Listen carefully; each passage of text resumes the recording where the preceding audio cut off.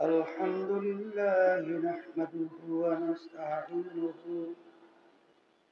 ونستغفره ونؤمن به ونتوكل عليه ونعوذ بالله من شرور أنفسنا من يهده الله فلا مضل له ومن يضلله فلا هادي له ونشهد أن لا إله إلا الله وحده لا شريك له ونشهد أن محمدا عبده ورسوله أما بعد فأعوذ بالله من الشيطان الرجيم بسم الله الرحمن الرحيم ألف لام ميم ذلك الكتاب لا ريب فيه هدى للمتقين الذين يؤمنون بالغيب صدق الله العلي العظيم সবাই দুরূদ শরীফ পড়ি আল্লাহুম্মা হাবিবনা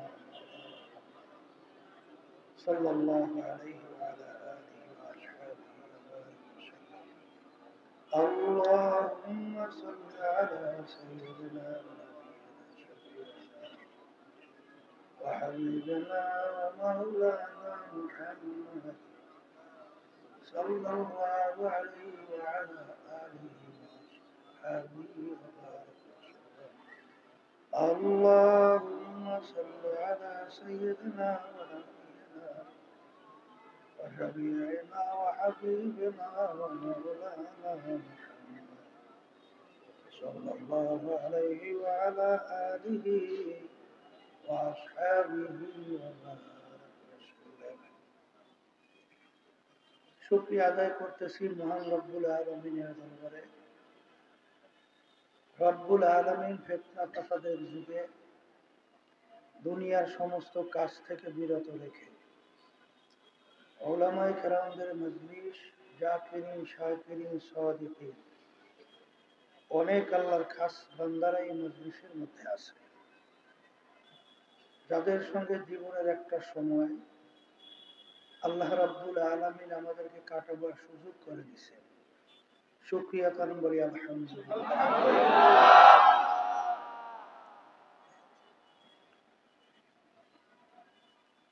মা ইউরিদিল্লাহু বিহি খায়রান ইউফাক্কিহু ফিদ্দীন। আল্লাহ রাব্বুল আলামিন যাকে ভালোবাসেন তাকে দ্বীনের সহি বুঝদান করে। অনেক লোকের কানে মাহফিলের দাওয়াত পৌঁছার পরেও সুযোগ থাকা সত্ত্বেও আসে না। আবার তালাশ করলে দেখবেন বহু দূর থেকে কষ্ট স্বীকার করে আমার অনেক ভাইরা মাহফিলে পাগলের মতো শুইতে চলে আসছে। মান জাদ্দা ওয়াজাদা, যে যে জিনিস পাওয়ার জন্য চেষ্টা করে ওই জিনিসে পাইয়া যায়। দাদাজান আব্বাজান চরমনের জমিনে ঘুমিয়ে আসছে। আব্বাজান বলতেন দিনী মাহফিলে প্রথম থেকে শেষ পর্যন্ত থাইকা বাড়ি বিদায় হয়ে চলে গেলে আমল নামার মধ্যে কম পক্ষে হলেও 50 লক্ষ নেকির কম জমা হতেই পারে। নিয়ত যাদের সহি, আল্লাহকে রাজি খুশির উদ্দেশ্যে যারা আসছে, রব্বুল আলামিন লক্ষ লক্ষ নেকি আমল নামে দান করবে। দুনিয়ার ভিতরে চলতে হইলে টাকা লাগে, আর আখেরাতের ভিতরে চলতে হইলে নেক লাগে। কথা ঠিক না বেঠিক? আর এই ন্যাক সংগ্রহের জায়গা হলো দুনিয়াতে। দুনিয়া থেকে একবার বিদায় নিয়ে কবরে গেলে আর দ্বিতীয়বার ফেরত আসা যাবে না, আর ন্যাক কামাই করার সুযোগও পাওয়া যাবে না। বর্তমানে বাংলাদেশের ভিতরে 100-এর ভিতরে প্রায় 92 জনের মতো মুসলমান বসবাস করে। মুসলমান সন্তানদের ভিতরে বর্তমানে এক শ্রেণী, তাদের চিন্তা ভাবনা নাস্তিকতা। অনেক মুসলমানদের সন্তানের চলাফেরা বিদেশে যে, বিদেশ বলতে বিজাতিদের কালচার, তাদের সংস্কৃতি, ইসলামী নীতি আদর্শ এবং ইসলামের সংস্কৃতি অনেক মুসলমানদের কাছে ভালো লাগে না। এই না লাগার কারণ কি? আমার আব্বাজান রহমাতুল্লাহি আলাইহি বলতেন, বুঝের অভাব। আর এই বুঝের জন্যই মাহফিলের ব্যবস্থা করা হয়। যারা মানুষ তারা কিন্তু বুঝবে, সেই বুঝে তার নিজের জীবনকে চালাবে। আর সুরাতের মানুষ ভিতরটা আবু জাহাল বা সাহেব আবু জাহাল মার্কা, এরা বুঝবেও না, আর সেই অনুযায়ী নিজের জীবনকে চালাবেও না। কথা ঠিক কিনা? বুঝবেন কিভাবে? এরকম দুইটা হরেন ফিট করার কোন নিয়ম আজ পর্যন্ত আছে? এত ঘন ঘন হরেন তার কোন নিয়ম? এতটুকু জায়গা মাত্র 2টা হরেন দিলেই যথেষ্ট। সেখানে কতগুলো হরেন বাজছে। যারা মাহফিল করায় এখন তো বুঝতে হইবে যে কেমনে হরেন ফিট করতে হয়, কেমনে কি করতে হয়, কিছু বুঝবে কথা। খালি ঘুম ঘুম শব্দ হইবে আর ওই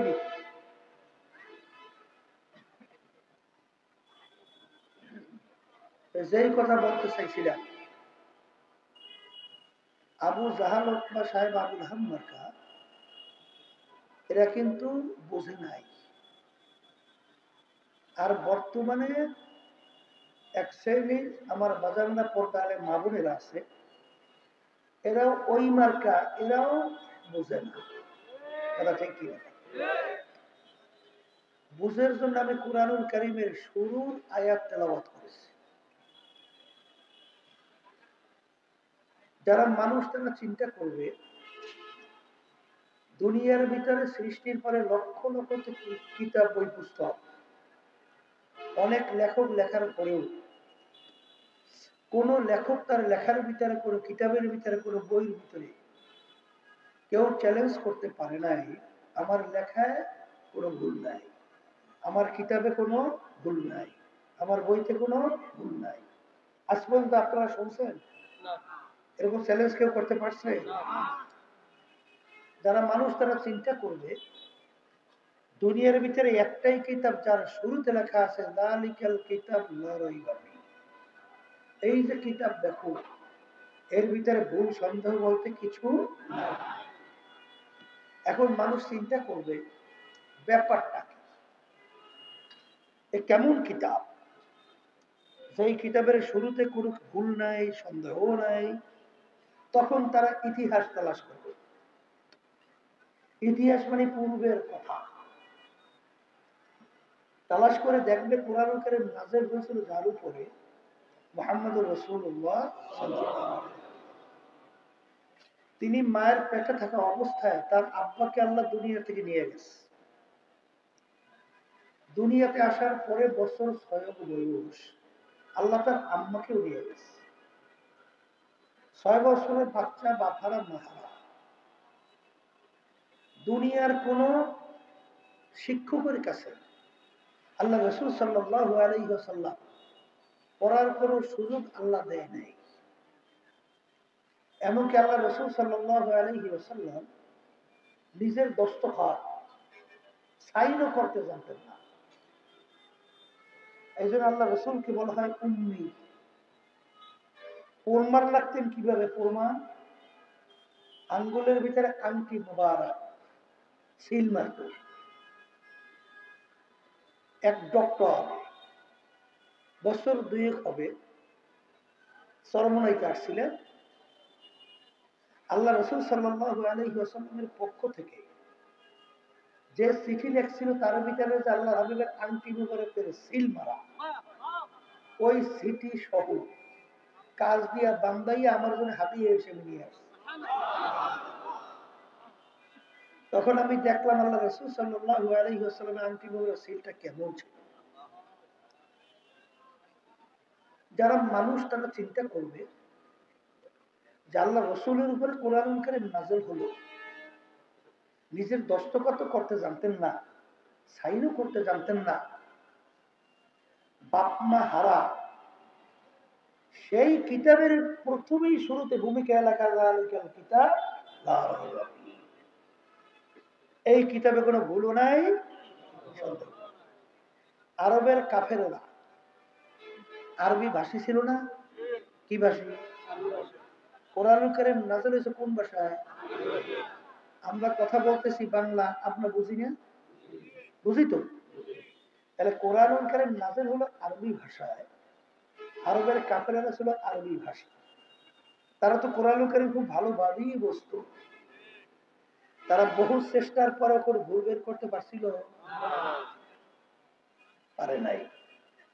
এই 1450-1500 বছরের কাছাকাছি এত বৈজ্ঞানিক, দার্শনিক, পণ্ডিত, বহুত বুদ্ধিমান দুনিয়া থেকে বিদায় হয়ে গেছে না যায় নাই? এখন বর্তমানে আছে না? এখনো কোরআন কারীমের ভিতরে সেই চ্যালেঞ্জার আয়াত কি আছে না নাই? তাহলে এখনো কি কোনো ভুল বের করতে পারছে? বরঞ্চ আমরা আলোচনা করলে, পর্যালোচনা করলে আমরা কি পাই? যখনই কোরআন কারীম নিয়ে কেউ রিসার্চ করছে, যারা হক তালাশ করে, সঠিক তালাশ করে, তারা এই কালিমা পড়ে মুসলমান। এরকম ঘটনা কি একটা দুইটা? লক্ষ লক্ষ। কিছুদিন আগে আমেরিকার এক পাদ্রী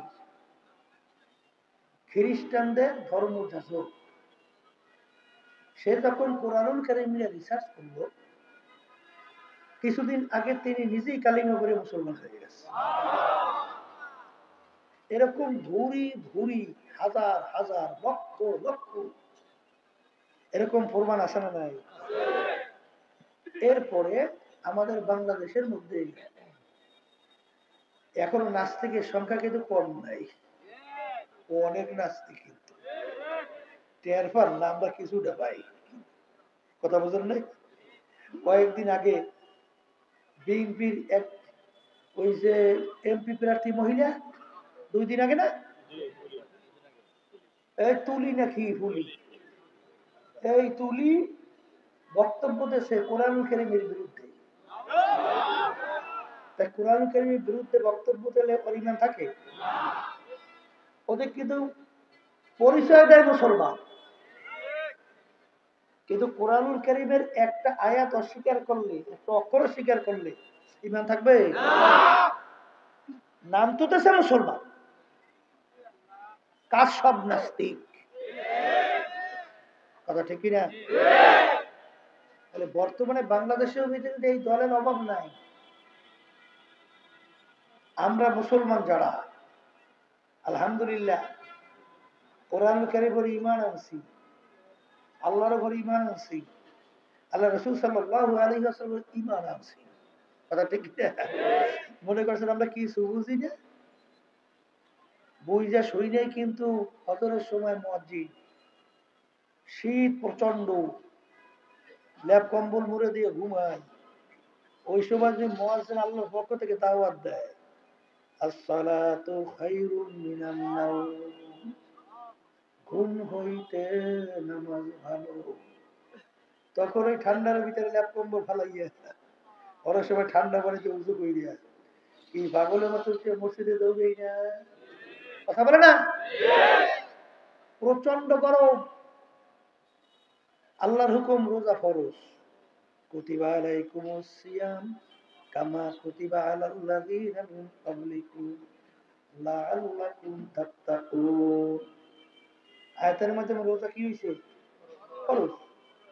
এই গরমের দিন রোজা রাখছি, যারা খেতে খামারে রাস্তাঘাটে একটু কাজ করে, তখন বোঝে মাগরিবের আগে আগে 30 না কাকে বলে। ঠিক কি রে? মনে হয় ধরো 2-1 পুষ্করি পানিও মনে হয় 30 না মেটবে না, এরকম মনে হয় কি হয় না? এই যে কষ্ট করে রোজা রাখি, মনে করছেন কি বুঝি না? হ্যাঁ, আল্লাহর বান্দারা, এত আনন্দ করতেছে, তো বিনোদন, এগুলো মনে হয় কি বুঝি না? বুঝি সব, কিন্তু চিন্তা ভাবনা করে দেখছি কোরআনুল কারীম সত্য। আসতে বলে কোরআনুল কারীম যদি সত্য হয়, তাইলে কিন্তু বুঝা শুইনা কবরে যাইয়েন। কারণ দুনিয়ার যে কোনো কাজে 5 বার যদি কেউ ঠগেন, আবার সেই কাজে চেষ্টা করলে জিতবার আশা আছে না?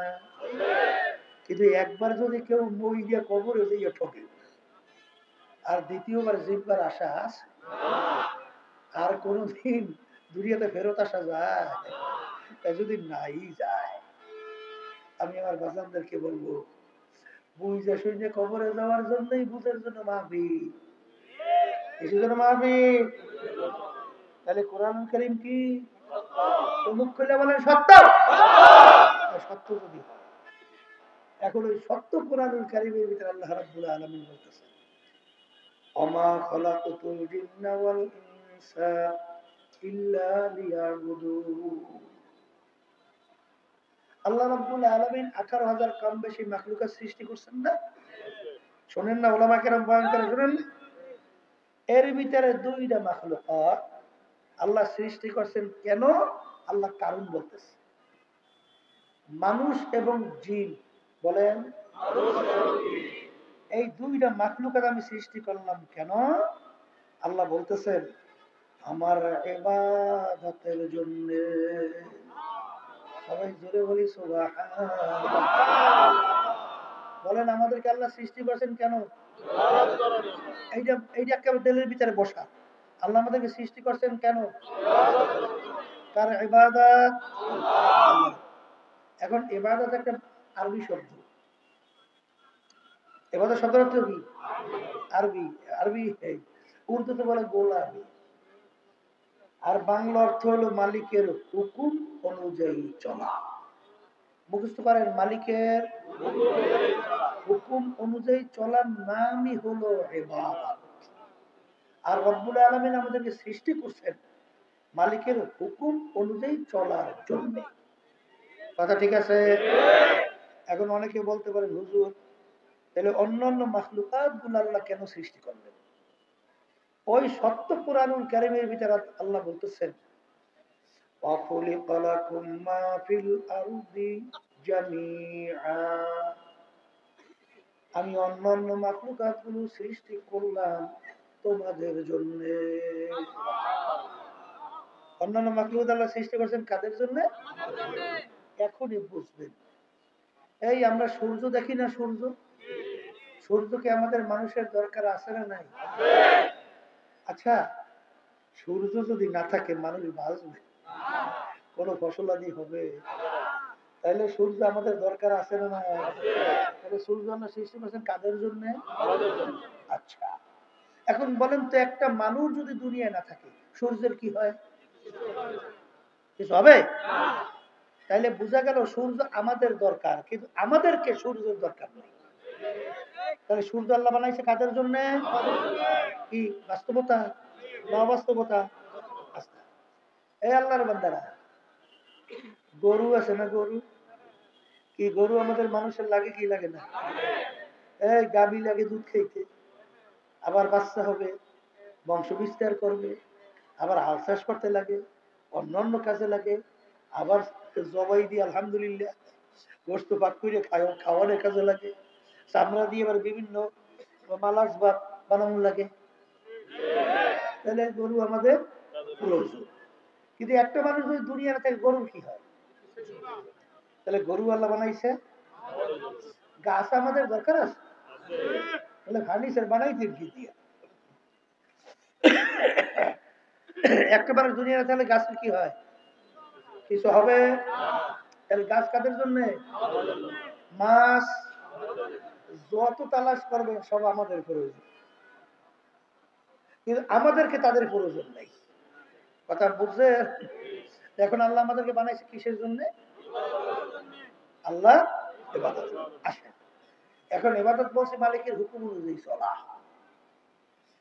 আল্লাহর বান্দারা কে মানবেন তা জানি না, কিন্তু ওলামায়ে কেরাম আমাদের দায়িত্ব বলা, আমাদের বইলে দেওয়া দায়িত্ব।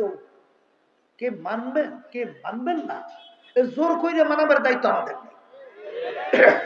কারণ আল্লাহ রাসূল সাল্লাল্লাহু আলাইহি ওয়াসাল্লাম হাজার চেষ্টা করার পরেও আল্লাহ যদি কাউকে হেদায়েত দেন নাই, তাকে হেদায়েত নসিব করাইতে পারছে? তার চাচা আবু তালেব তাকে হেদায়েত প্রাপ্ত করতে পারছে? কালিমা পড়াইতে পারছে? চেষ্টা তো কম করে নাই, কিন্তু আল্লাহ চায় নাই, পারে নাই। কথা ঠিক কিনা? তাহলে আমাদের দায়িত্ব বইলে দেওয়া। এখন মালিক বানাইছেন আমাদেরকে তার ইবাদতের জন্য। এখন আমার মালিকের হুকুম প্রতিটা মানুষের ব্যক্তিগত জীবনে আছে, জোরে বলে না আছে, পারিবারিক জীবনে আছে, কামাই খরচের মধ্যে আছে, সামাজিক জীবনের মধ্যে আছে। আচ্ছা, এই রাজনৈতিক জীবনের মধ্যে, আন্তর্জাতিক জীবনের মধ্যে আছে, পোশাকাদির মধ্যে নাই, সেখানেও আছে। এক শ্রেণী আমার বাজার আমরা পর্দায় মা বোনেরা পোশাকের কিন্তু কোনো গুরুত্ব দেয় না, পোশাকের কোনো গুরুত্ব। তাহলে আল্লাহ রাব্বুল আলামিন সত্য কালামের ভিতরে কি বলছেন? লিবাসুত তাকওয়া যালিকা খায়র, পরহেজগারের লিবাস তোমাদের জন্য উত্তম। তাহলে পোশাকও কার হুকুম? মুখ খুলে কথা বললেন। তাহলে ব্যক্তিগত জীবন পোশাক দিতে মালিকের হুকুম আছে, পারিবারিক জীবনে নাই। এই এক শ্রেণী আমার বাজানা নামাজ পড়ে রোজা রাখে, তাহাজ্জুদের নামাজও কামাই নাই, হজ যাকাতও দেয়, এবার দান সদকাও কম করে না, কিন্তু ঘরের মধ্যে সব বেনামাজি। পোলা নামাজ পড়ে না, মাইও নামাজ পড়ে না, স্ত্রীও নামাজ পড়ে না, কিন্তু হে তো মাশাআল্লাহ খুব দরবেশ। আছে না নাই? আমার মালিক কি বলছে কোরআনুল কারীমের মধ্যে? ও আনফুসাকুম ওয়া আহলিকুম নার। আমি বলি না, আল্লাহ বলে। তুমি নিজে জাহান্নামের আগুন থেকে বাঁচো, তোমার আহাল পরিবার পরিজনকে জাহান্নামের আগুন থেকে বাঁচাও। তাহলে সেখানে মালিকের হুকুম আছে। সামাজিক ক্ষেত্রে মালিকের হুকুম নেই? আছে না নাই? আল্লাহ রাসূল সাল্লাল্লাহু আলাইহি ওয়াসাল্লাম পরশীদের ব্যাপারে এমন ভাবে হকের ব্যাপারে তাকিদ করতেন, সাহাবায়ে কেরাম বলেন, হে আল্লাহর রাসূল, আপনি যেভাবে আমাদের পরশীদের ব্যাপারে, আপনি হকের ব্যাপারে যেভাবে আলোচনা করলেন, এতে আমরা দুনিয়া থেকে বিদায় হওয়ার পরে তারা কি আমাদের জমি জামারও ওয়ারিস হবে নাকি? এমন ভাবে তাকিদ দিলেন, মনে হয় যেন জমি জামার ওয়ারিস হবো নাকি, এরকম ঘটনা কি?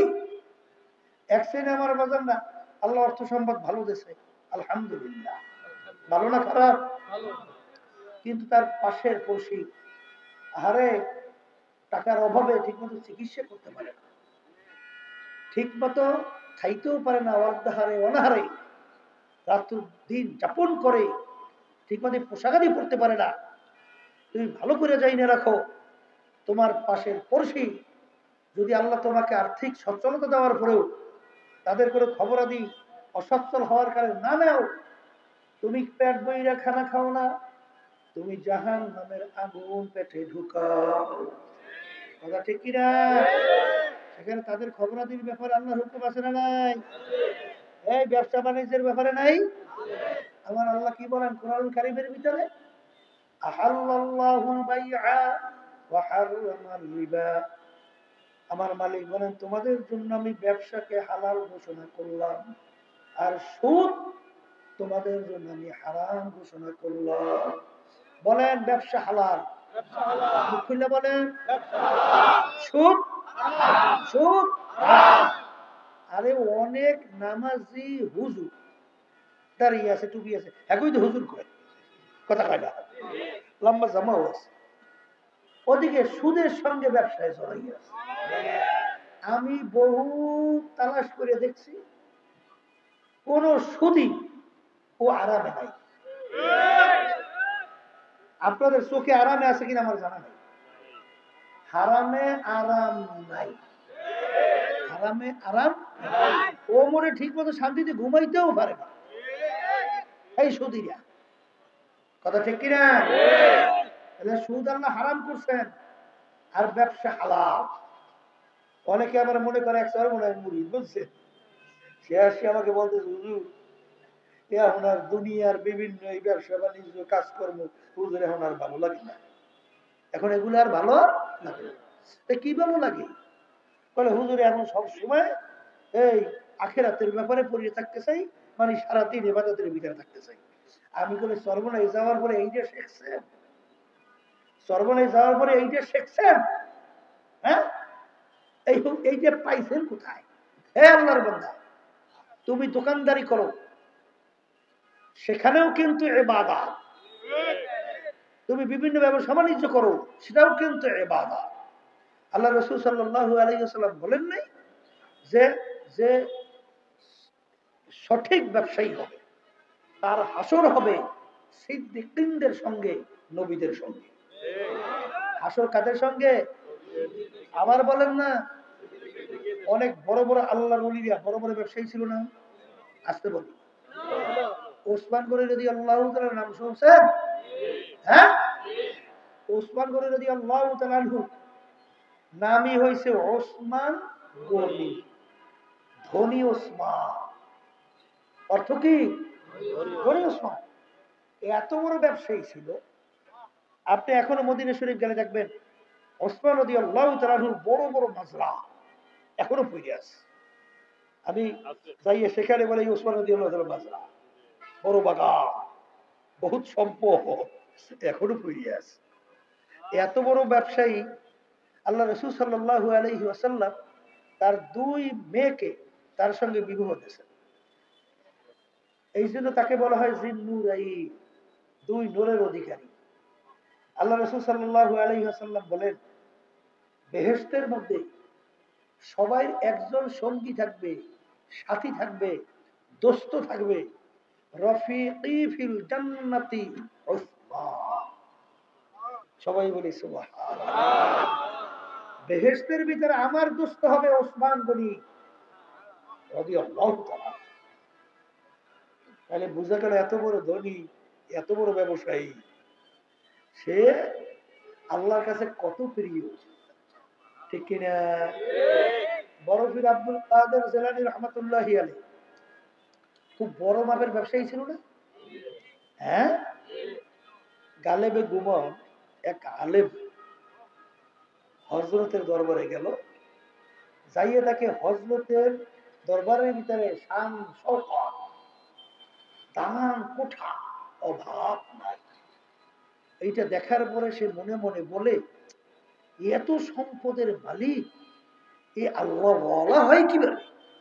আল্লাহ ওয়ালা কিভাবে হয়? এখন বলতেও পারে না। শেষ পর্যন্ত হয়তো বাথরুমের ভিতরে ঢুকছে, ঢুইকে দেওয়ালের ভিতরে লিখে রাখছে, এর ভিতরে বাথরুমের দেওয়ালে লেখছে, লেখছে আমার দস্ত দুনিয়া দোস্তে দাঁড়া। এত বড় সম্পদের মালিক, এত বড় সংসারওয়ালা মানুষ, সে আল্লাহওয়ালা হইতে পারে না। এইটা লিখে বেরিয়ে চলে গেছে। আর একজন হয়তো বাথরুমে ঢুকছে, ঢুইকে দেখে এক মেসরা এক পংক্তি, বুঝেন নাই? দুই লাইন মিললে একটা কবিতা হয় না, ওটা পংক্তি কয়, মেসরা কয়, বুঝলেন?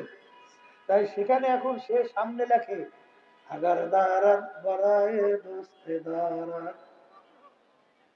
যেই দুনিয়া, যেই সম্পদ আল্লাহর রাজি খুশির জন্য হয়, ওটা দুনিয়া না, ওটাও আখিরাত।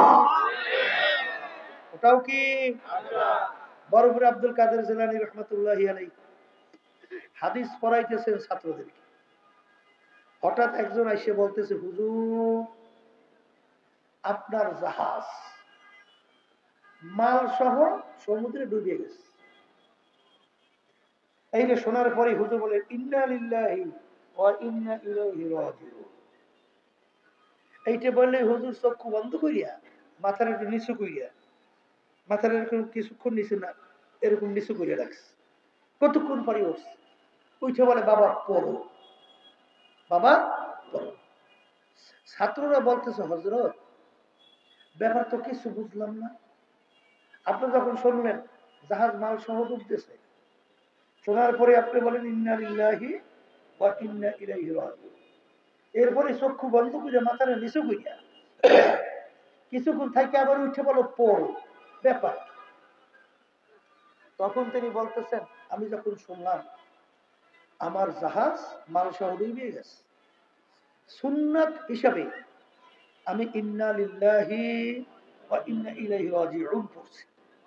এরপরে আমি চক্ষু বন্ধ করিয়া মাথার নিচের দিকে রাইখা আমার দিলের দিকে তাকাই দিছি যে আমার জাহাজ মাল সহ ডুবে গেছে নদীর মধ্যে বা সমুদ্রের মধ্যে, এতে আমার দিলের ভিতরে কোনো প্রেশানি তৈরি হয়েছে কিনা, অস্থিরতা প্রেশানি তৈরি হয়েছে কিনা।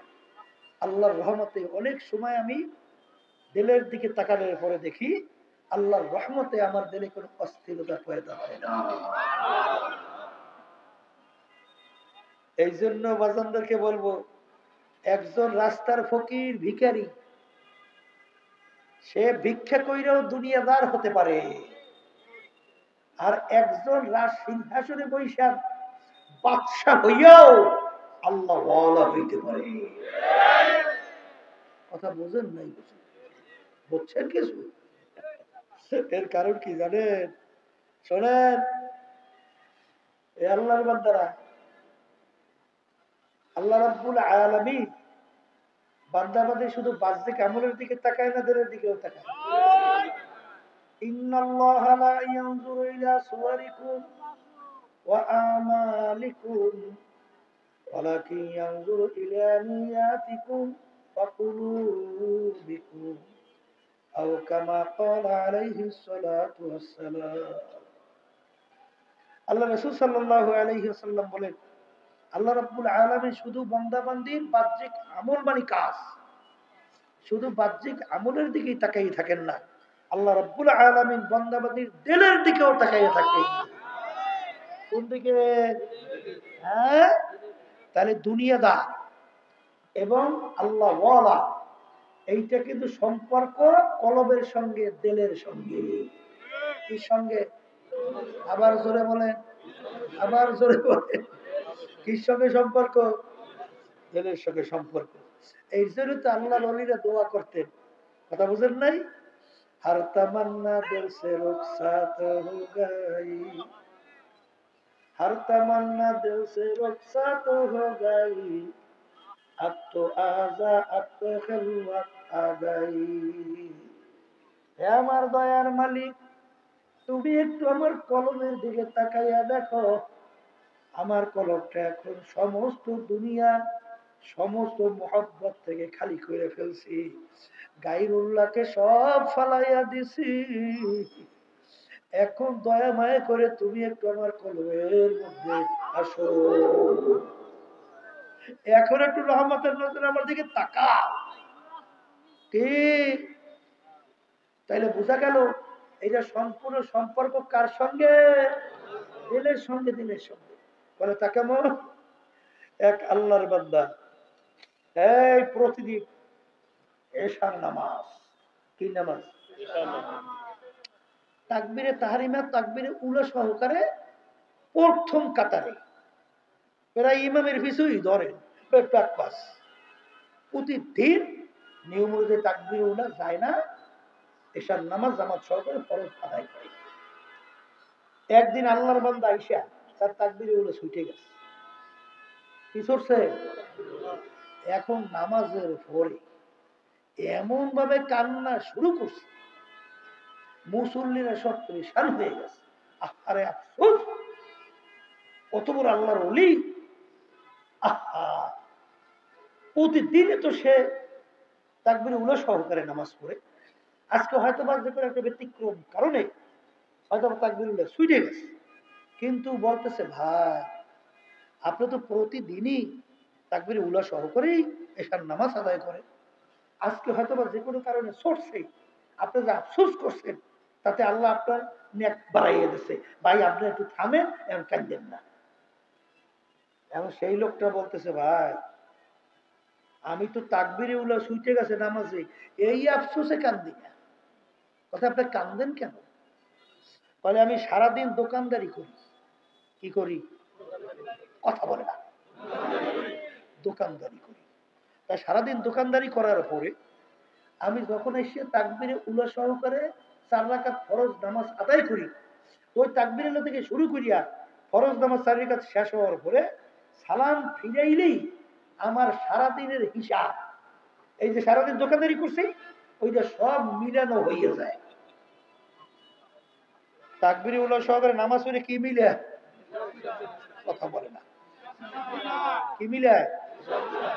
আজকে আমি তাকবীরে উলা না পাওয়ার কারণে আজকে আমার হিসাবটা মিলাইতে পারি নাই, এই আফসোসে আমি কান্দি। আমি কি আমার তাকবীরের আফসোসে এই জন্য কান্দি? কি কি বুঝলে? পরে তো নামাজ। এই জন্য আমার মালিক বলেন ফাওয়াইলুল লিল মুসাল্লিন, নামাজ নামাজি নামাজ পড়ে কিন্তু ওর জন্য জাহান্নাম, কারণ ওর নামাজটার ভিতরে লা সলাতা ইল্লা বিহুজুরিল কলব, যে নামাজের ভিতরে একাগ্রতা থাকবে না, হুজুরি কলব থাকবে না, যেই নামাজের ভিতরে মালিকের সঙ্গে সম্পর্ক থাকবে না, ওই নামাজটা পড়বে ঠিক, নামাজ কিন্তু মালিকের দরবারে কবুল হবে না। এটা কি বাহ্যিক না দিলে? কথা বলে না। হ্যাঁ, এর জন্যই বিচার টিচার যাই হইবে ও কিন্তু দেলের উপরে ভিত্তি করে কলমের উপরে ভিত্তি করি, বেহেশতে যাইতে চান না? বলে না চাই। বেহেশতের কথা শুনলেও কয় না, কয় না, মুখ বন্ধ করে বসে বলতে হইবে তো, মালিক শুনুক, কোন সময় মালিকের রহমতের নজর আসে বলা যায়? বলা তো যায়, যায় নাকি? তাই যেই কথা বলতে চাইছিলাম, ইল্লা মান আতাল্লাহা বিকলবিন সালিম, বেহেশতে যাওয়ার শর্ত কি? কলবে সালিম, পরিচ্ছন্ন কলব, ভেজাল মুক্ত কলব। এই কলব যার থাকবে সেই বেহেশতে ঢুকবে। কথা ঠিক কিনা? হ্যাঁ, বর্তমানে এক সিনেমার বাজান আছে, পর্দা আলে মা বোনের আছে, কলবের ব্যাপারে কোনো গুরুত্বই নাই। আছে না নাই? আছে না নাই? কলবের হালাত কি অবস্থায় খবরই নাই, খালি পাউডার দিয়ে সোনো দিয়ে ক্রিম দিয়া চেহারাকে সাজাও, মাথা কত সুন্দর সুন্দর আলফেট চুল রাখো, কত কায়দায় কায়দায় চুল সাজসজ্জা করলা, কত সুন্দর পোশাক আদি শরীরের মধ্যে লাগাইলা, কিন্তু তোমার কলবের দিকে তাকাও না। তোমার যেই কলবের উপরে ভিত্তি কইরা তোমার বেহেশতের ফয়সালা, এই কলবের ব্যাপারে কোনো গুরুত্ব না। কি ভুল বলছি না ঠিক বলছি? ভুল বলছি না ঠিক বলছি? হ্যাঁ, এই জন্য মানে বাচ্চাদেরকে বলবো, পর্দার মা বোনদেরকে বলবো, তাই যেই কথা বলতে চাইছিলাম, এই রাস্তার ফকির ভিখারি হইয়াও বলেন দুনিয়াদার হইতে পারে, আবার রাজ সিংহাসনে বসে রাজত্ব কইরাও আল্লাহ ওয়ালা হইতে পারে পারে পারে পারে। হুজুর তাকে পারে না। গেছিলাম ভারতে, বুঝছেন, ওই যে আওরঙ্গজেবের নাম শুনছেন, তারপরে ওই বড় বড় হারুন রশিদ বাদশার নাম শুনছেন না? এই আমি বাদশাহ শাহজাহানের নাম শুনছেন না? এই সেই দিল্লিতে এই মসজিদে আমি নামাজও পড়িয়ে আসছি, শাহী মসজিদে, বুঝছেন, তখন তাদের এবাদত খানা দেখেও আসছে, ওদিকে বাদশাহী করছে, আর রাত্রে গভীরে আমার মালিকের সামনে কুদরতি পায়ে সেজদায় পড়িয়া সুবহান রাব্বিয়াল আলা কইয়া ডাক দেয়, দুই চোখের পানি বাইয়া বাইয়া তার গাল মোবারক ভেজে জমিনের ভিতরে পড়ে আর আমার মালিককে ডাক দেয়। কি ঠিক না ঠিক? বাদশাহী করিয়াও সম্পর্ক কার সঙ্গে? আবার দেখবেন এক শ্রেণীর রাস্তার ফকির নাকি ভিক্ষুক না ভিখারি না, এই টাকা পয়সা চায়, ওদিকে নামাজেরও খবর নেই। আছে? রোজারও খবর না। আল্লাহর হুকুম নবীর তরিকতে চলার করে চিন্তা হোক। যদিও না কেউ ভিখারি, কিন্তু গরিব হইয়াও ও কিন্তু দুনিয়াদার। ও কি দার? আমার কন্যা ও দুনিয়াদার। এই জন্য আমার বাজানদেরকে বলবো, পর্দার এই মাহমুদদেরকে বলবো, মালিক আমাদেরকে বানাইছেন তার ইবাদতের জন্য। ইবাদত শব্দের অর্থ মালিকের হুকুম অনুযায়ী চলা। মালিকের হুকুম প্রতিটা মানুষের ব্যক্তিগত জীবনে আছে, পারিবারিক জীবনে আছে, সামাজিক জীবনে আছে, বাজার কামাই খরচে ব্যবসার ক্ষেত্রেও কিন্তু আছে, রাজনৈতিক জীবনে আছে না?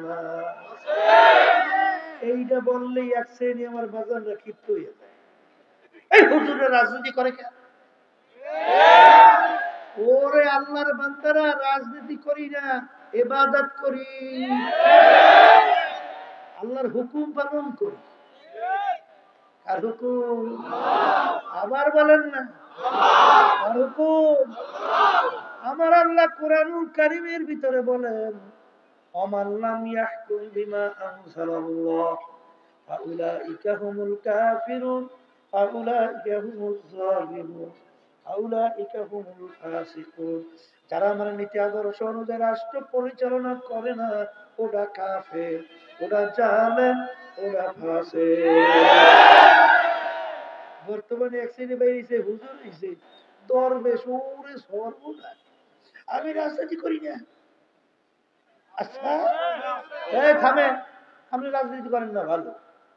এই মানব রচিত কুফুরি তন্ত্রমন্ত্র, যেটা বিএনপি লালন করে, কুফুরি তন্ত্রমন্ত্র বর্তমানে প্রচলিত গণতন্ত্র। আওয়ামী লীগ যে প্রচলিত গণতন্ত্র কুফুরি যেটা লালন করে, জাতীয় পার্টি সহ যারা এই নীতি আদর্শ লালন করে, এই রাজনীতি করি না, এটা ঠিক আছে, এটা কি? কিন্তু যেই নীতি আদর্শ আমার মালিক পাঠাইছে, ওই নীতি আদর্শ যদি তুমি না পালন করো, রাষ্ট্রীয় পর্যায়ে চেষ্টা না করো, তুমি হুজুর তো ভালো কথা, দরবেশ তো ভালো কথা, অলি তো দূরের কথা, তুমি মুসলমানের কাতারে নাম যায় না। আরে মুসলমানের খাতায় নাম নাই, পাগলামি মনে করছো? হাসতাম। হ্যাঁ, बुजुर्गी की नहीं हमको जरूरत, গোলাম আপনা বানা লে আয় খুদায়া। এ কবরের যাত্রীরা, নামাজ পড়ি কার হুকুম? রোজা রাখি কার হুকুম? হজ যাকাত দেই কার হুকুম? আচ্ছা, মালিকের হুকুম পালন করি না। মালিক কি বলছে নামাজের ব্যাপারে? কি বললো? আকিমুস সালাহ। শব্দটা কি? নামাজ প্রতিষ্ঠা করো। নামাজ মালিক বলছে নামাজ পড়ো, নামাজ কি করতে কইছে? প্রতিষ্ঠা কারে কয়? নিজে নামাজ পড়লেই হবে না, গড় সন্তানাদি সুযোগ থাকলে, সমাজ সুযোগ থাকলে রাষ্ট্রের ভিতরে নামাজি বানাবার চেষ্টা করো। কথা ঠিক? আচ্ছা, তাহলে নামাজ পড়ে এই হুকুম পালন করি না। সেই মালিক কোরআনুল কারীমের ভিতরে বলেন, আকিমুদ্দিন। নামাজ পড়ে কির জন্য? আকিমুস সালাহ। আকিমুস আকিমুস সালাহ, এই জন্য নামাজ পড়ি। আর ওই মালিকে তো এই আকিমুস সালাহ আমরের শিখে না, আসতে বল, আমরের শিখে। আকিমুদ্দিন কোন শিখে? হুকুমের ভিতরে পার্থক্য কতটুকু? হ্যাঁ, কোন পার্থক্য নেই। পাগলামি মনে করছে? পাগলামি? হ্যাঁ, ও মনে করছেন এই আমরা কি বুঝি না? রাজনীতি পথ যে পিচ্ছিল পথ, কাটাযুক্ত পথ, মাইল খাওয়া লাগতে পারে, জেলে যাওয়া লাগতে পারে, রুহুটাও যাইতে পারে, গাইল খামারে তো শেষই নেই। কথা বলে না? আল্লাহ কিন্তু ফজল করি রহমতুল্লাহ আব্বাস এই সরমুনার ফিস আল্লাহর রহমতে সব জায়গায় একটা পরিচয় আল্লাহ করছে না? কথা হয় না? করে নেই? আচ্ছা বলেন তো, রাজনীতি পথ, এই রাজনীতি করলে সরমুনায় বিশ্ব হুজুরের কাছে যাইবে এমপি সাহেবেরা, মন্ত্রী সাহেবেরা, যাই বলবে হুজুর আমার জন্য একটু দোয়া করে, মাথার একটু নোয়াই দেবে, পুরো হুজুরের সামনে ভক্তি শ্রদ্ধার অভাব না, হুজুরের কাছে দোয়া চাইবে, মোটা মোটা হাদিয়া তো বানিয়ে চাইবে। এ বুঝি হুজুররা বোঝে না? না এ বুঝি আমরা বুঝি না? হ্যাঁ, মনে করছেন সবই আপনারা বলছে, কিন্তু এই পথে আল্লাহর হুকুম পালন করতে যাইয়া আল্লাহর কত ফজল করিম রহমতুল্লাহ আলাইহি তার গাড়ির উপরে সেই বগুড়ায় শেরপুর থানায় আক্রমণ করিয়া আল্লাহর কুতুবের গাড়ি পর্যন্ত ভেঙে ফেলছে। আল্লাহ কুতুব ফজল করিম রহমতুল্লাহের বিরুদ্ধে 18টার মতো কেস হয়েছিল আওয়ামী লীগের সময়, মনে আছে তো? কথা কয় না? আমি যে আপনার সামনে কথা বলতেছি আমিও কিন্তু জেলে গেছিলাম, ওই জেলের ভিতরে ওই মোটা রুটি আর ওই পাতলা ডাই কিন্তু আমিও খাইয়ে আসছি। কথা বুঝেন নাই? 2000 মনে হয় 4 সাল না জানি 3 সাল, 2003 না জানি 4 সাল, 2004 সালে বিএনপি তখন সরকার না, হ্যাঁ, তারা আমাদের বিরুদ্ধে একটা কেস দিচ্ছে। আমাদের প্রায় 5 ভাই, আমার আমার ছোট ভাই মুফতি ফয়জুল করিম, আমার ভাই আবুল খায়ের, জিয়াউল করিম, এবার মোসাদ্দেক বিল্লাল মাদানী, এই 5 আর বাকি অন্যান্য লোক মিলিয়া কেস দিচ্ছে। কেস বুঝেন তো? আচ্ছা, কেস দিচ্ছে কি, বিএনপির এক নেতার পকেট থেকে আমরা নাকি 5,000 টাকা ছিনতাই করে নিছি।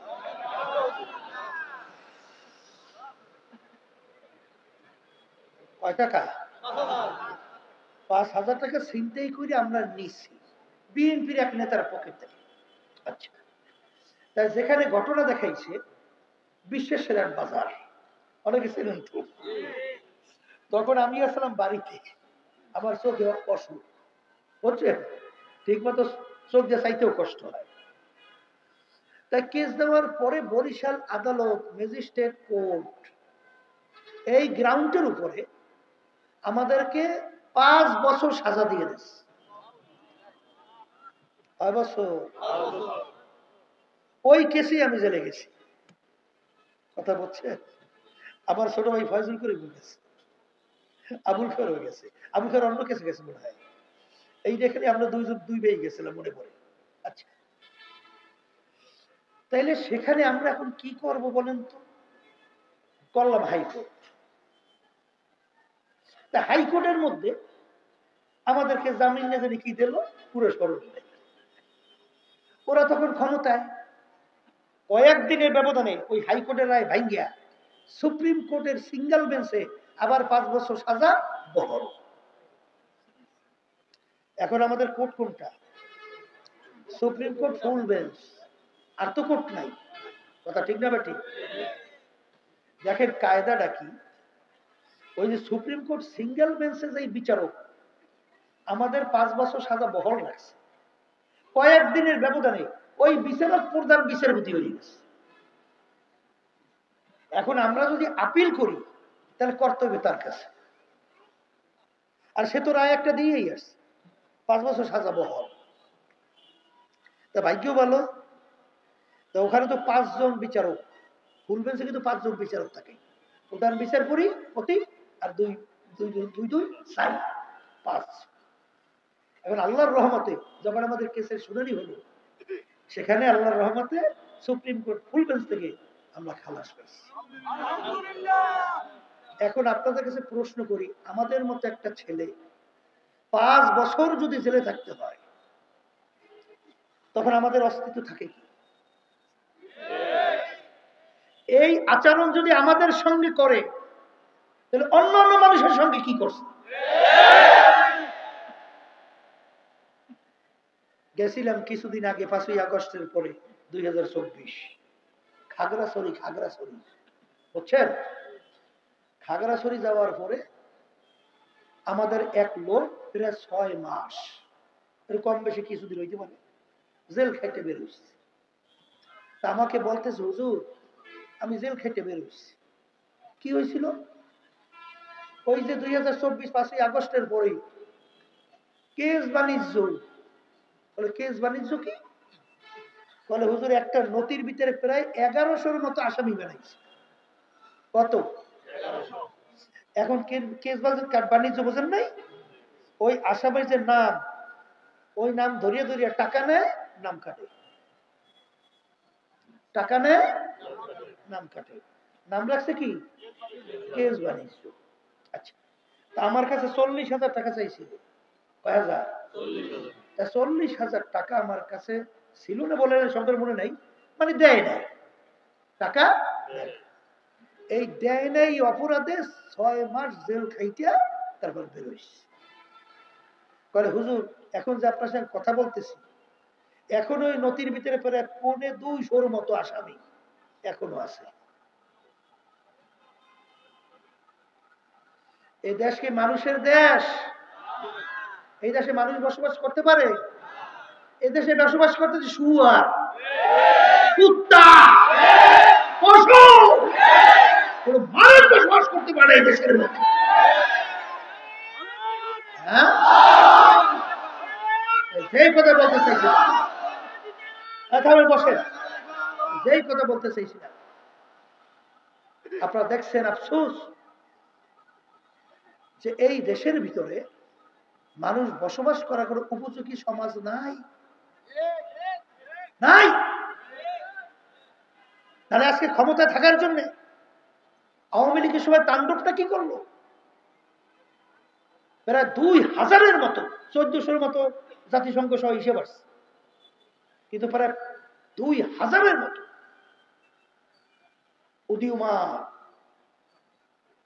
মেধাবী বাংলাদেশের ভবিষ্যৎ এই সন্তানগুলোকে পাখির মতো গুলি করে রাস্তায় ফেলাই দিচ্ছে। কত হাফেজ, কত আলে, কত দিনদারকে পাখির মতো গুলি করে ফেলাইয়া দেয়। এটা কি বসবাস করার উপযোগী দেশ? বলেন তো একটু। হ্যাঁ, এই দেশের মধ্যে বাস করবেন কিভাবে? এই জন্য আমার বাজানদেরকে বলবো, পর্দা আলে মা বোনদেরকে বলবো, শোনেন, ইসলামী নীতি আদর্শ ছাড়া ইতিহাস পড়লে দেখবেন একটা পিপিলিকার পর্যন্ত সে স্বাধীনতার নিশ্চয়তা ওখানে রয়েছে। একটা পিপিলিকা। আল্লাহ রাসূল সাল্লাল্লাহু আলাইহি ওয়াসাল্লাম বলেন, অনর্থক একটা গাছের ডাল, একটা গাছের পাতা তোমরা ছিঁড়বে না, কারণ অনর্থক একটা গাছের ডাল পাতা ছিঁড়লে গাছটা কষ্ট পায়। কথা বলে না? সংখ্যালঘু অন্য বিজাতিদের ইসলামী নীতি আদর্শের ভিতরে কেমন অধিকার?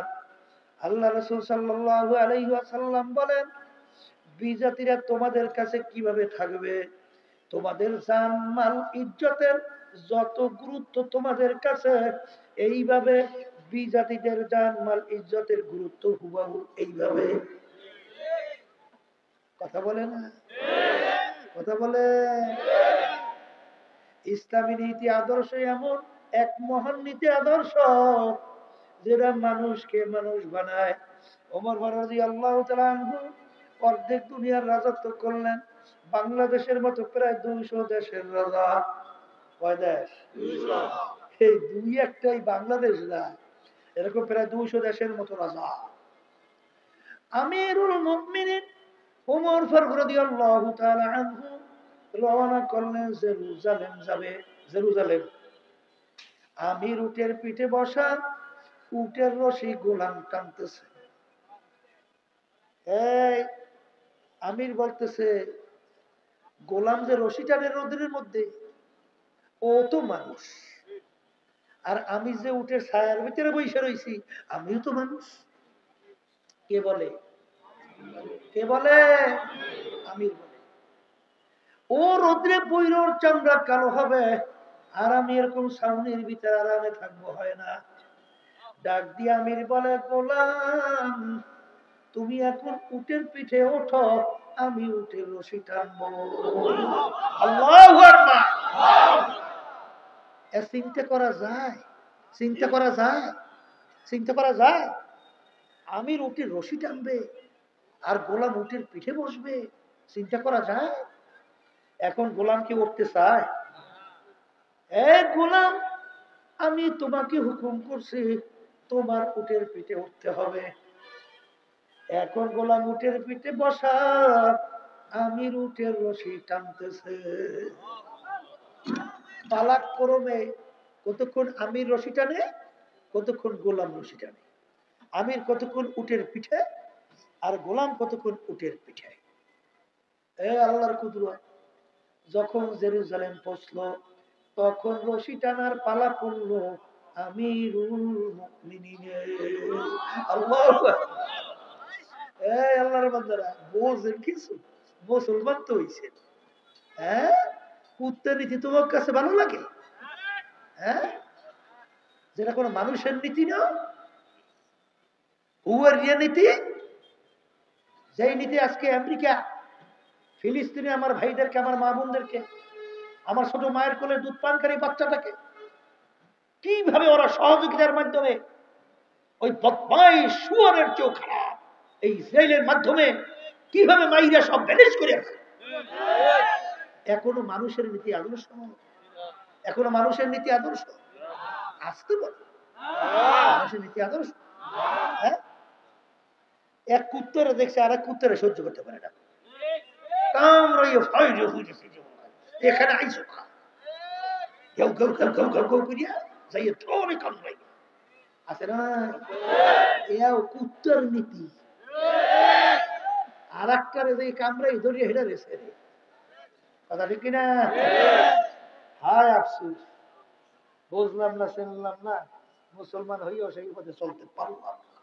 আল্লাহ আমাকে আমাদের সবাইকে তৌফিক দেন।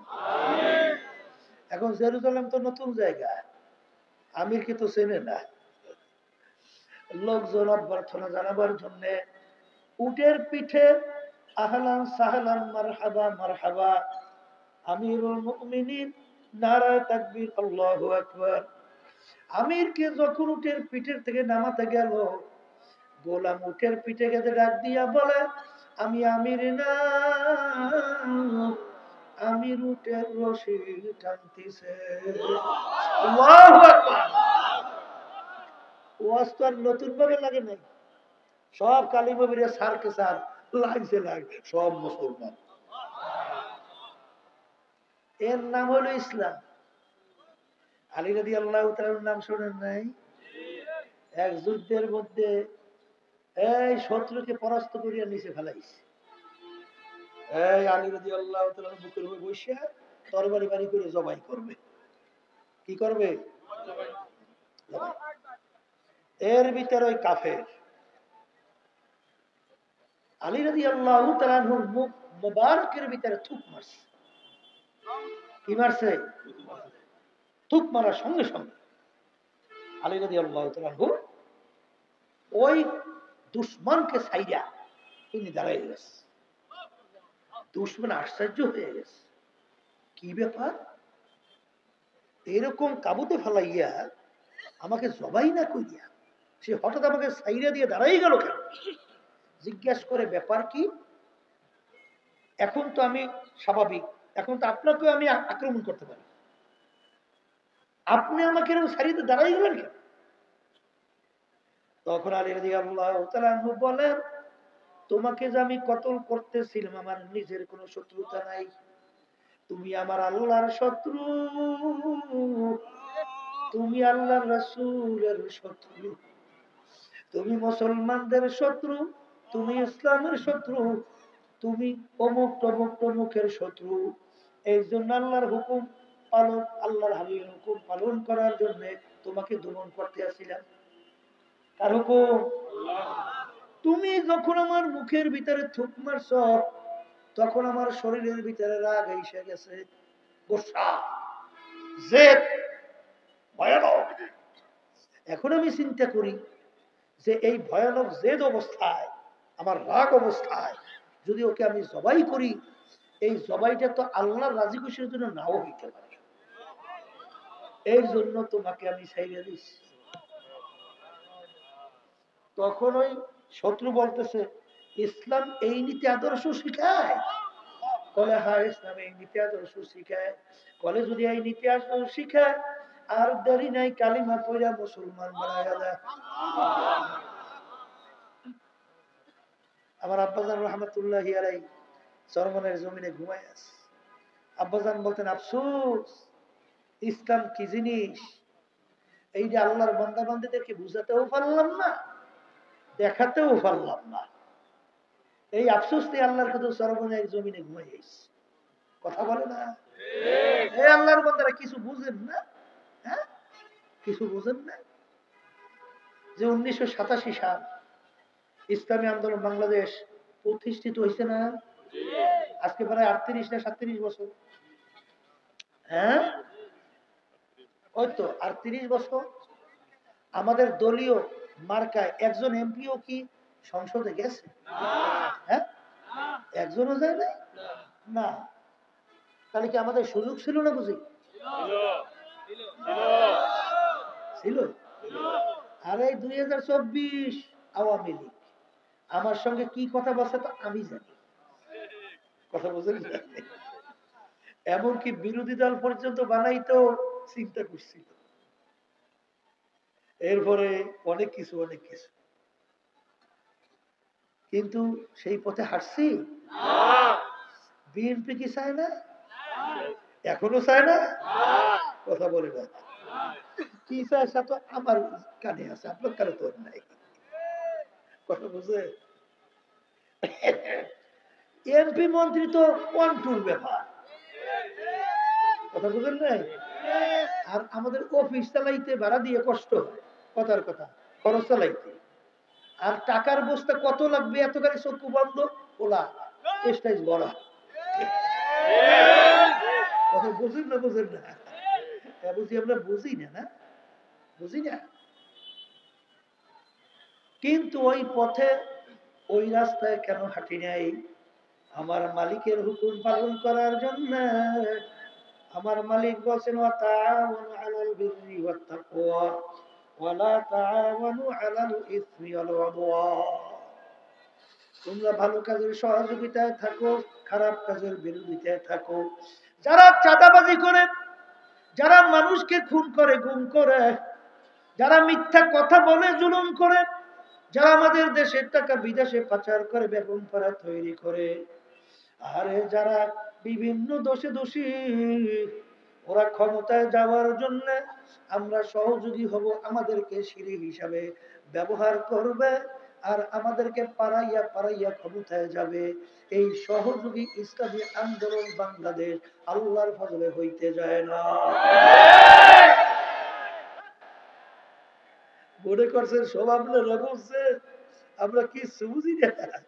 তাহলে দেখেন না, কিছুদিন আগেও বিএনপির সাথে ওরে খাতির, খাতিরে শেষ নাই। দেন না মির্জা ফখরুল সাহেব, তারপর এই বরকতুল্লাহ বুলু সাহেব, এরা আমাদের অফিসে আসে, আবার আমাদের সাথে কি কি কথা বলে, কত কিছু করে।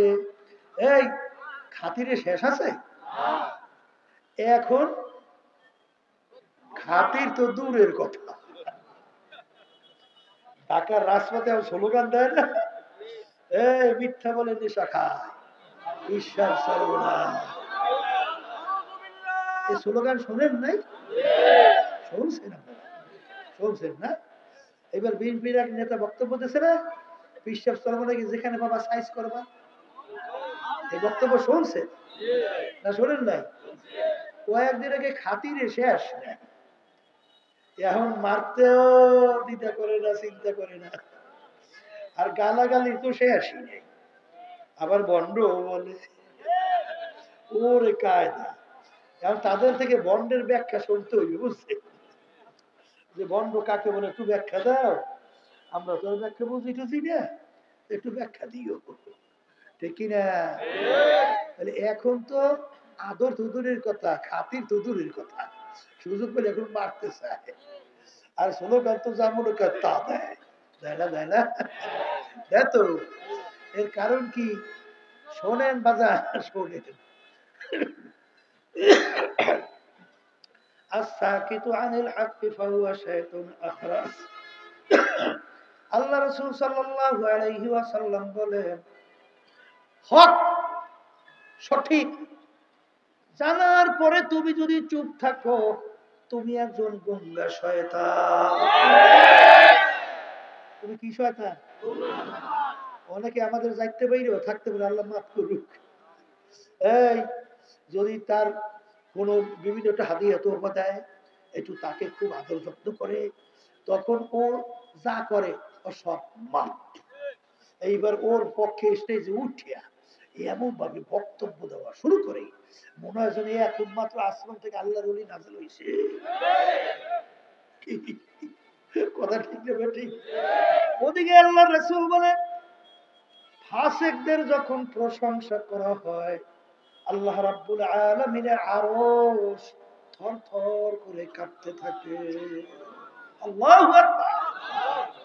কিসের হুজুর আর কিসের খাজু, আর কিসের পীর আর কিসের মুফতি?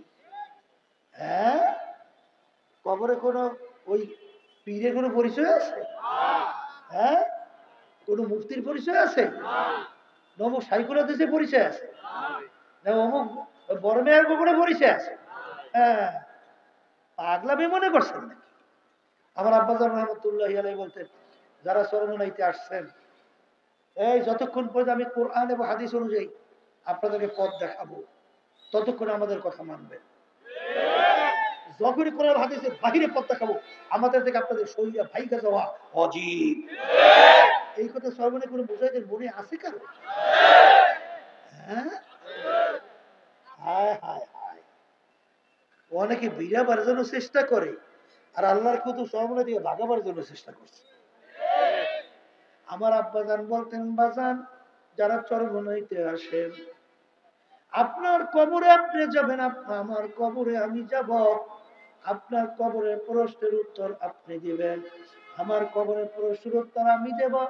যদি কেউ যে কবরে পরিচয় দাও আমি চরমনাইর মুরিদ, এই পরিচয় বাজান কবরে কোনো কাজ হবে না। হবে হবে হবে হবে। এই কবরে যদি যাই বলো, এই ফেরেশতারা কি পুরুষ লইছো, আমি তো অমুকের সাথে আসিলাম, যেরকম যেরকম কইছে এরকম এরকম চলছি, এমন যাই হেরো হেরে যে এটা জিজ্ঞেস করে দেই করে কায়দা পার হয় কিনা, কি এরকম কোন কায়দা কাটি আছে নাকি? বলে আয় আয়, তোর জন্য ভালো করে আমি সাজাই রাখছি, গুরু দিয়ে ফিডারের চোটে বলছে, আর দুই পাশ থেকে মাটির চাপের চোটে এক পাজরে হাত দিয়ে অন্য পাজরের ভিতরে, কথা কয় না, কোন দলাদলি নাই যদি থাকতো, আল্লাহ রাসূল সাল্লাল্লাহু আলাইহি ওয়াসাল্লাম তার কলিজার টুকরা সন্তান ফাতেমা রাদিয়াল্লাহু তাআলা আনহা দুনিয়া থাকা অবস্থায় তাকে ইঙ্গিত করলেন, ইয়া ফাতেমা তুনকিজি নাফসাকে মিনান নার, হে ফাতেমা রে, দুনিয়া থাকা অবস্থায় নিজে আমল করো, জাহান্নামের আগুন থেকে বাঁচো। ও ফাতেমা, এরপর কবরে যাই আসো, যদি কবরে পরিচয় দাও আমি আখিরি জামানার নবীর মেয়ে। আল্লাহ রাসূল সাল্লাল্লাহু আলাইহি ওয়াসাল্লাম বলেন, ফাতেমা এই পরিচয় কবরে কোনো কাজ হবে না। কি বুঝলেন? আল্লাহ রাসূল সাল্লাল্লাহু আলাইহি ওয়াসাল্লাম যদি তার মেয়ের ব্যাপারে কবরে কোনো নাজাতের গ্যারান্টি দিতে না পারে, তাহলে যেই দলের পিছনে পড়িয়া আমরা আল্লাহ আল্লাহর রাসূলের পথকে হারাই, ওই দল কি তোমাকে আমাকে নাজাতের একটু ব্যবস্থা করতে পারে? আর একটু জোরে বলে, পারে পারে পারে পারে। এ বিএনপি আমার বাজানরা, হে আওয়ামী লীগের আমার বাজানরা, হে বিভিন্ন দুনিয়ামুখী নীতি আদর্শের সঙ্গে জড়াইয়া যারা চলো, সেই বাজানদেরকে বলবো, পর্দালে মা বোনদেরকে বলবো, বাজান রে, আমার মালিক সত্য কোরআনুল কারীমের ভিতরে বলেন, ইয়াউমা নাদউ কুল্লা উনাসিন বিইমামিহিম, কিয়ামতের ময়দানে আমার মালিক প্রত্যেকটা মানুষকে তার দলের নেতা নেত্রীর সঙ্গে ডাকবে। ডাইকা আমার মালিক বলবে, তোর দলের নেতা নেত্রী যেদিকে যায় ওদের পিছনে পিছনে সেই দিকে চইলা যা। এই আয়াতের অর্থ কি আমি ভুল বলছি না ঠিক বলছি? আলেমেরা তো অনেক এখানে আছে। এখানে সব মানুষ না, ভিন্ন ভিন্ন কোন দল, কথা কয় না, সব মানুষ না, প্রত্যেকটা মানুষকে রব্বুল আলামিন তার দলের নেতা নেত্রীর সঙ্গে ডাকবে। ইয়াউমা নাদউ কুল্লা উনাসিন বিইমামিহিম, তার নেতাদের সঙ্গে ডাকবে। ডাইকে আমার মালিক বলবেন, তোর নেতা নেত্রী যেদিকে যায় তোরাও তার পিছনে সেদিকে যা। এক কথা, তোর নেতা নেত্রী যেখানে জায়গা তোরও সেইখানে জায়গা। কি কথা ঠিক? এখন আমার বাজানদেরকে বলবো, পর্দারে মামিনদেরকে বলবো, কথা বেশি লম্বা হয়ে গেছে, মনে কষ্ট হয়, কষ্ট হয়ে গেছে নাকি? এই সংক্ষেপ করে দিতেছি। এ কবরের যাত্রীরা, কথা বেশি লম্বা চওড়া না। আমার মালিক বানাইছেন ইবাদতের জন্য।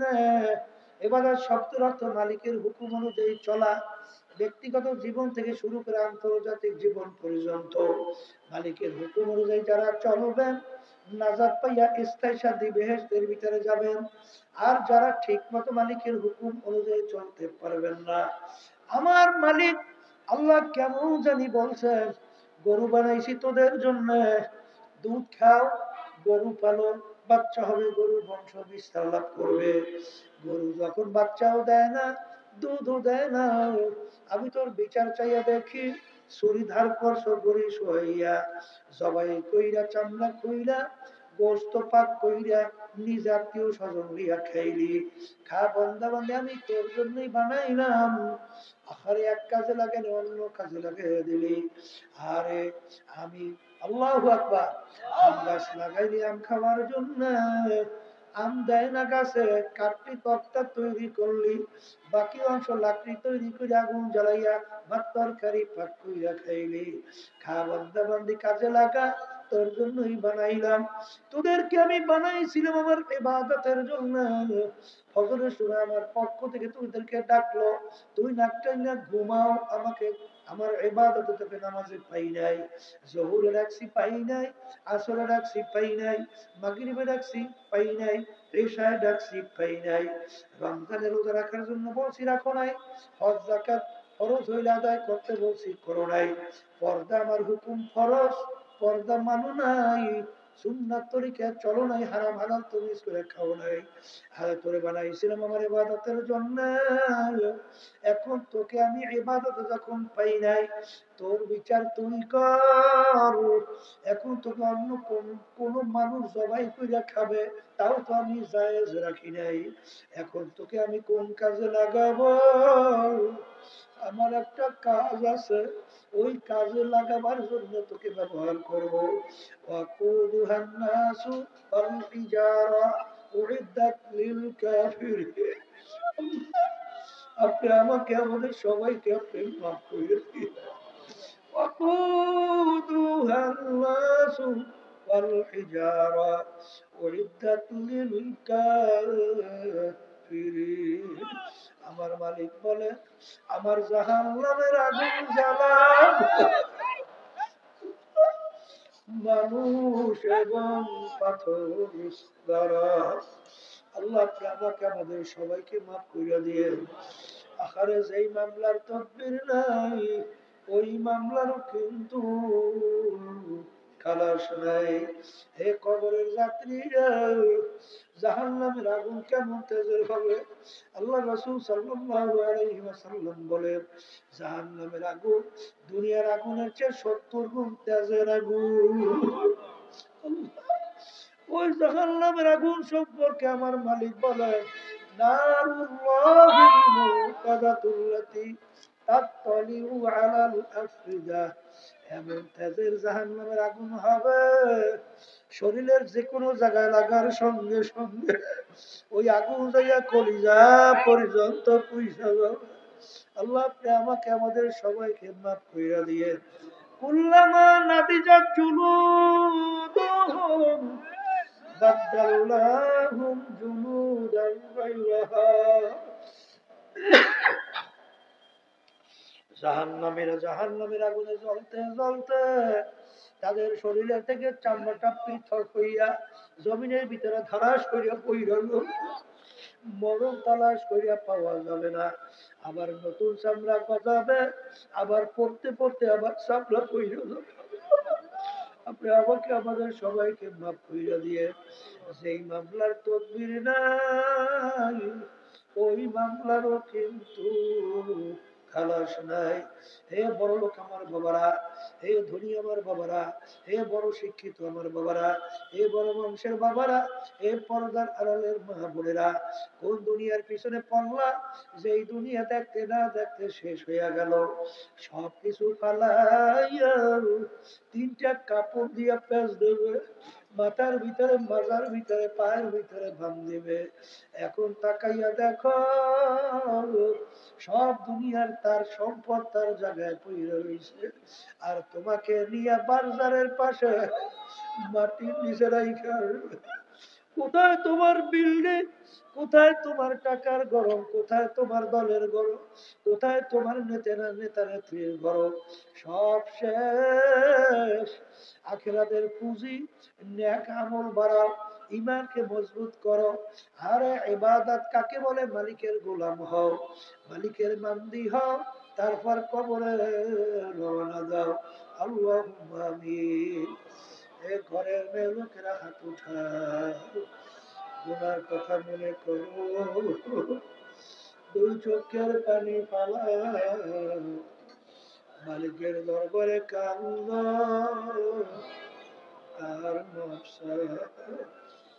যদি কান্না না আসে মনকে বুঝাও রে মন, একদিনে ঘরের দরজা দিয়ে নতুন বউ হয়ে উঠছিল রে মন। কত মেয়ে লোকে শরবত খাওয়াইল, কত মেয়ে লোকে বাতাস করল, আবার এমন একটা দিন আসবে ওই ঘরের দরজা দিয়ে মরার লাশ হইয়া বেরিয়ে ছেলে কান্নায় মা মা করে, মেয়ে কানবে মা মা করে, জবাব তো আর দিবা না। আল্লাহ আপনাকে মাঠের দিকে চাইয়া দেখে আপনার বান্দারা কিভাবে কান্দে। আমাদের ছেলেও মরে নাই, মেয়েও মরে নাই, গোড়া করে বসছি রে, মাফ করে দেন গো মাওলা, মাফ করে। আল্লাহর বান্দারা জোর করে কান্দে। সন্তান মারা গেলে চোখে পানি আসে, সম্পদ নষ্ট হয়ে গেলে চোখের ভিতরে পানি আসে। তোমার আমার গুনার কারণে জাহান্নামের আগুন জ্বলছে, জাহান্নামের আগুন চোখের পানি ছাড়া ঠান্ডা হবে না। আল্লাহ যাদের ছিল মাহফিল হইল, যারা মাহফিলের চেষ্টা খাটনি সাহায্য করো, আমরা যারা মাহফিলে উপস্থিত হয়ে গেলাম সবার উপরে খাস মেহেরবানি নাযিল করুন আল্লাহ। আল্লাহ আমাদের আম্মা আব্বা আত্মীয় যারা কবরে শুয়ে রয়েছে সবার কবরকে বেহেশতের বাগান বানায়া দেন। আল্লাহ মাহফিলকে হেদায়েতের জরিয়া বানায়া দিয়া। সুবহান রাব্বিকা রাব্বিল ইজ্জাতি আম্মা ইয়াসিফুন ওয়া সালামুন আলাল মুরসালিন আলহামদুলিল্লাহি রাব্বিল আলামিন। কেউ উঠেন না, একটা পাগড়ি দাও, আস্তে বস। একজন আর একজনের গায়ের সঙ্গে হাত লাগান, একজন আর একজনের গায়ের সঙ্গে হাত লাগাই তওবা করেন, কারণ এখানে অনেক